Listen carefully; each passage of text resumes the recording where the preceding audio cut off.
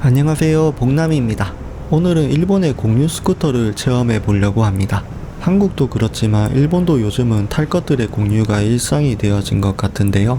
차는 유지비도 비싸다 보니 오래전부터 렌트카나 쉐어카가 존재했지만 요즘은 스쿠터나 킥보드, 심지어는 자전거까지도 공유가 되니까 매일 사용할 만큼 사용 빈도가 많지 않다면 필요할 때만 가끔 빌려서 타는 것도 괜찮은 것 같습니다. 오늘은 후쿠오카에서 이용할 수 있는 공유 스쿠터인 라쿠스쿠를 타볼 건데요. 이용을 위해서는 일본 운전면허증이 필요하기 때문에 여행 오셔서 이용하실 수는 없겠지만 혹시 후쿠오카 살고 계시는 분들이 계시다면 조금이라도 도움이 되었으면 좋겠고 예전부터 저도 타고 싶었던지라 오늘 기대가 많이 되네요.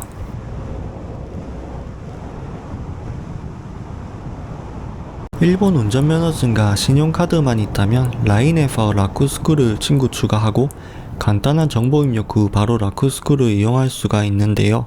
요금은 일단 초기 가입비나 월회비가 따로 없고 탄 만큼만 계산되는 방식인데 1분당 12엔, 원데이 플랜이라고 24시간 동안 탈 수 있는 건 2200엔입니다. 한국의 공유 스쿠터 가격을 잘 모르겠지만 개인적으로는 저렴하게 잘 나온 것 같습니다. 예를 들면 후쿠오카에서 공유 자전거를 타면 일반 자전거는 분당 6엔이지만 전동 어시스트가 달린 건 분당 15엔이니까 전동 스쿠터가 무려 전동 자전거보다 시간당 180엔 요금이 저렴합니다. 이용할 수 있는 스쿠터가 대기하고 있거나 이용 중인 스쿠터를 무료로 주차할 수 있는 곳을 포트라고 하는데 라인 어플을 통해 실시간으로 각 포트에 이용 가능한 스쿠터가 몇 대나 있는지 무료로 주차할 수 있는 주차 공간이 비어 있는지도 확인할 수 있고 대기 스쿠터의 배터리 잔량과 주행 거리도 확인을 할 수 있습니다. 저도 예전에 라쿠스쿠를 알기 전에는 사실 잘 몰랐는데 생각보다 포트가 촘촘하게 많이 있습니다. 아직도 매달 새로운 포트가 점점 추가되고 있다는데 지금도 이미 후쿠오카 시내는 대부분 커버할 만큼 포트가 있는 것 같습니다. 포트에 가서 바로 이용을 할 수도 있지만 예약을 하면 15분간 다른 사람이 해당 스쿠터를 이용할 수 없게 키핑을 할 수도 있는데 15분이 지나면 예약이 자동으로 취소되어 다른 사람이 이용을 할 수 있는 상태로 전환만 되고 따로 예약 요금이나 캔슬 요금이 발생하지 않는 편의성도 장점인 것 같습니다. 포트에 도착하면 키박스에 있는 QR코드를 스캔합니다. 요금은 분당으로 해도 되지만 3시간 이상부터는 원데이 플랜이 이득입니다. 거기다 인터넷으로 조금만 검색하면 500엔 할인 쿠폰은 쉽게 구할 수가 있기 때문에 쿠폰을 사용하면 원데이 플랜을 1700엔으로 이용할 수 있는 극강의 가성비를 자랑합니다. 이용이 시작되면 키박스가 열리면서 키를 꺼낼 수 있습니다. 스쿠터는 저도 오랜만에 타는 거고 게다가 전동 스쿠터는 처음이기 때문에 촬영하기 편한 가까운 공원으로 가서 전동 스쿠터도 한번 천천히 소개해 드리겠습니다. 일본도 주행을 할 때는 당연히 헬멧을 의무적으로 껴야 되니까 밥통 안에 이렇게 준비되어 있고요. 소독용 알코올도 들어 있습니다. 이거는 정확하게 제가 사용법을 잘 모르겠던데 헬멧용 턱끈이 얼굴에 직접 닿지 않게 하는 것 같기도 한데 사용 방법을 몰라서 결국 그냥 주머니에 넣어두고 깜빡했습니다. 전기 스쿠터는 처음이지만 예전에 도쿄에 있을 때는 교통비를 아끼려고 스쿠터를 타고 다녔던지라 안 탄지 10년도 넘었지만 금방 적응이 되더군요. 일본에서 일반 스쿠터 경험이 있으셨다면 전동도 아마 바로 적응 가능하실 것 같습니다.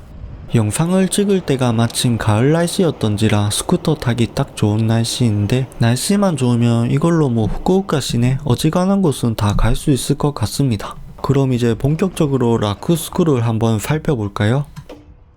라쿠스쿠는 니으사의 EV 스쿠터를 사용하고 있습니다. 지역마다 공유 스쿠터의 회사가 다르다 보니 사용되는 모델도 다른데 일본 다른 도시에서 서비스하는 공유 스쿠터들보다는 일반적인 스쿠터의 모습을 하고 있습니다. 당연한 이야기가 아닌가 하실 수도 있으시겠지만 예를 들면 도쿄에서 서비스 중인 쉐오로라는 공유 스쿠터는 이런 모습이라고 합니다. 접이식 스쿠터라고 하는데 바퀴를 보면 스쿠터라기보다는 앉아서 타는 킥보드에 가까운 느낌입니다. 이런 3륜차 스타일의 공유 스쿠터도 있고요. 그거에 비하면 라쿠스쿠는 전형적인 스쿠터의 모습인 게 오히려 신기할 정도입니다. 요건 스마트 키인데 가운데 빨간 버튼이 전원 온오프 버튼이고요.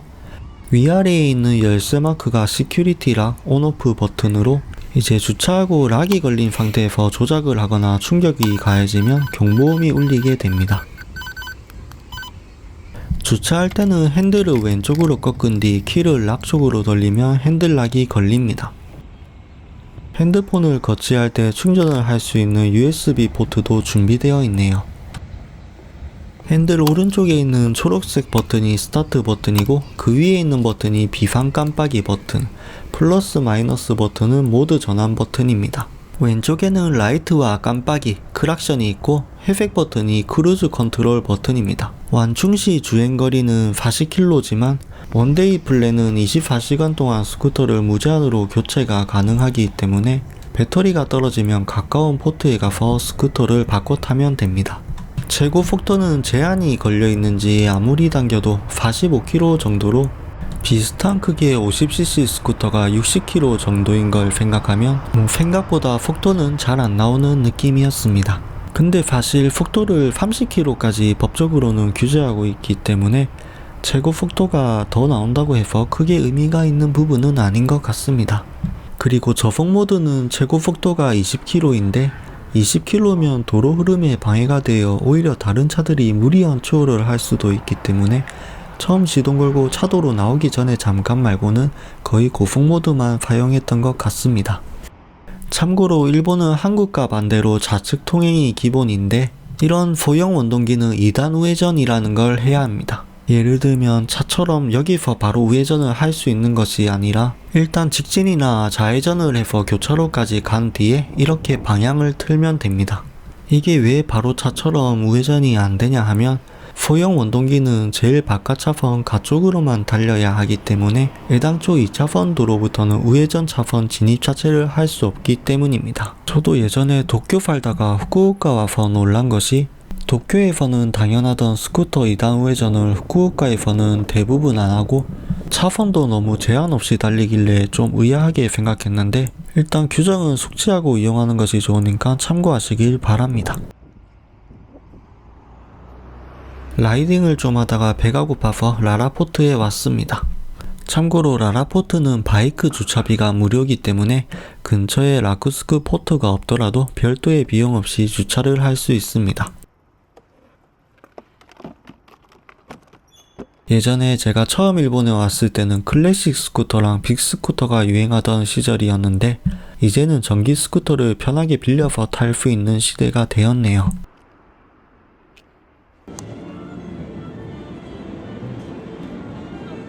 점심은 카네코 텐노스케라고 하는 텐동 전문점을 가봤는데 여기가 텐동으로 유명하다는 곳이던데 양은 뭐 인정이지만 맛은 기대했던 것보다는 그냥 평범한 것 같습니다. 이 도쿄에 있는 본점은 웨이팅이 무조건 필요할 정도로 인기라고 하던데 라라포트 후쿠오카점은 웨이팅이 거의 없는 것 같네요. 개인적으로는 튀김옷이 너무 두껍고 눅눅해서 재료 본연의 맛이 많이 묻히는 느낌이었습니다. 갓 튀긴 얇은 옷의 템푸라를 생각하시는 분들은 좀 안 맞을 수 있으니까 참고하시길 바랍니다. 오늘은 후쿠오카의 공유 스쿠터 라쿠스쿠를 보여드렸는데 어떻게 보셨나요? 배터리 완충 상태에서 40km나 주행할 수 있고 라쿠스쿠가 서비스를 시작한 게 1년 정도 지났는데 지금은 포트도 워낙 많이 설치되어 있다 보니까 후쿠오카 시내 돌아다닐 때는 꽤 유용하게 사용할 수 있을 것 같습니다. 이번 영상은 여기까지이고 저는 다음에도 후쿠오카의 정보로 찾아뵙겠습니다. 그럼 안녕히 계세요. 끝.